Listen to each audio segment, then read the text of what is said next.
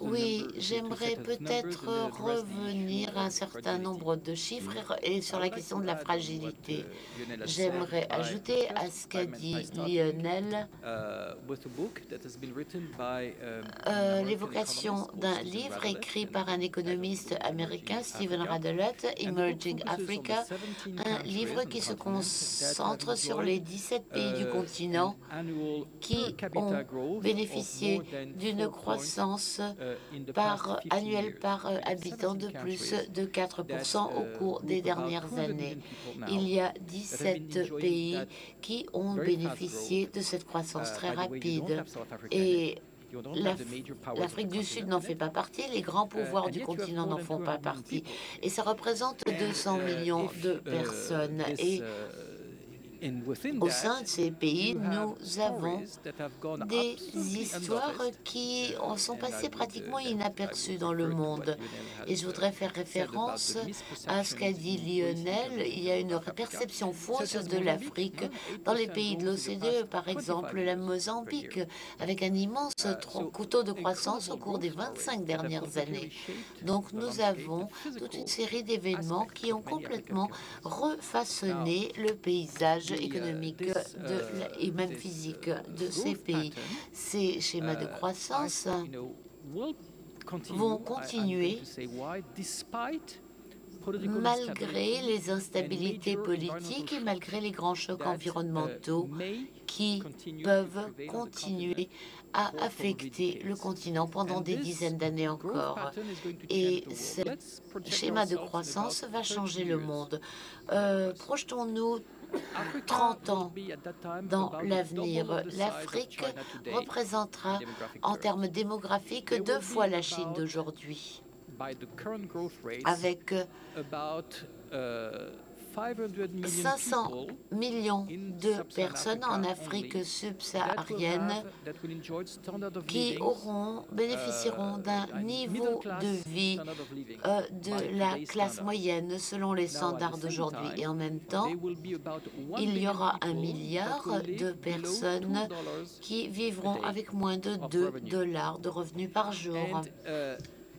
Et si on parle en termes de carbone, l'Afrique émettra environ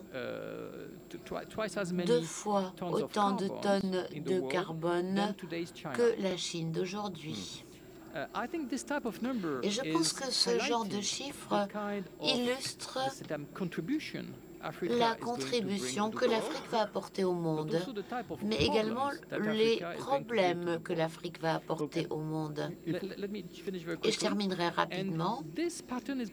Ce schéma de croissance et de défi va être difficile à changer parce que, premièrement, l'Afrique devra traverser une immense période d'instabilité politique, notamment en raison des migrations internes associée à une croissance démographique rapide, à une urbanisation rapide.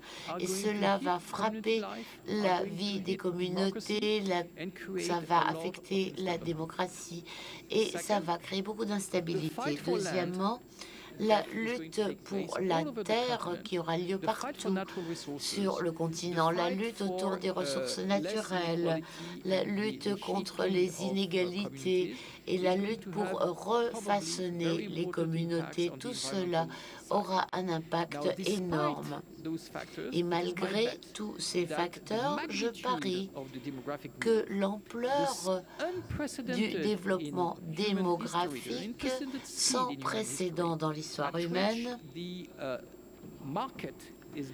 la vitesse sans précédent de la création du marché, donc en raison de cette poussée démographique, cette vitesse sans précédent de la transformation du ratio population active-population inactive, cela va donc être plus fort que tous les problèmes.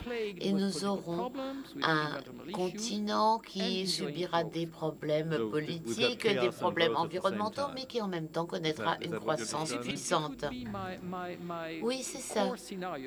C'est mon scénario clé. Bien entendu, vous pouvez imaginer des scénarios plus optimistes ou plus sceptiques, mais c'est ça le scénario qui me paraît le plus semblable. Eh bien, si nous avions parlé de tout cela il y a un an, nous aurions eu l'Égypte, nous aurions eu la Tunisie, qui étaient des bons élèves du FMI avec une classe moyenne qui était en croissance, etc. Mais c'est un truisme de la politique que les révolutions sont rarement faites par les plus pauvres, mais par les classes qui aspirent à un futur meilleur. Et si nous passons maintenant de l'économie à la politique, si vous dites que ces classes vont se développer partout en Afrique, est-ce que l'Afrique pourra s'adapter aux désirs de toutes ces personnes? Le chemin sera certainement difficile. Il y aura beaucoup de problèmes politiques. C'est absolument clair. Ce ne sera pas différent que dans d'autres parties du monde. Et il y aura un impact par rapport à la manière de laquelle on va traiter des stratégies africaines de la part des responsables et partenaires politiques. Mais la montée en puissance de l'Afrique, c'est un défi, mais également une énorme opportunité. Et la grande erreur que l'on puisse faire, non, ça s'améliore. On laisse faire, non. Il y aura beaucoup de politiques publiques sur la sécurité, la criminalité, l'environnement, équilibre alimentaire. Encore une fois, pour le monde, les politiques économiques, savoir est-ce que ce sera orienté vers l'exportation ou plutôt vers l'intérieur, aura une énorme répercussion sur notre propre stabilité économique et notre équilibre économique. Les classes moyennes vont pousser vers des changements majeurs en matière de politique, en matière de gouvernance. L'étendue des inégalités sur ce continent et le grand nombre de personnes très pauvres restera. Ce sera un continent de misère pendant les décennies à venir, au vu de sa croissance démographique notamment. Et ça va amener beaucoup de problèmes politiques. Cela ne se fera pas au même moment dans tous les pays, ni à la même vitesse. Et vous allez avoir en même temps un tiers du continent qui sera très bien, qui sera bien loti, un tiers qui sera, lui encore, dans un état beaucoup moins agréable.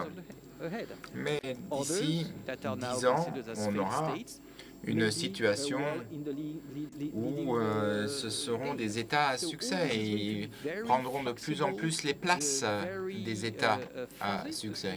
Donc ça va être assez difficile, l'analyse politique va rester extrêmement difficile et notamment parce que vous n'avez pas de pays forts, les pays sont toujours dans une interaction régionale. Ce qui se fait en Somalie a des répercussions sur le Kenya, etc., etc. Vous ne serez jamais en situation de dire ça, c'est ce qui va se passer. Parce qu'il y a beaucoup d'influences qui se feront jour, mais ça n'évitera pas non plus le continent d'avoir une dynamique, un développement dynamique. Vous seriez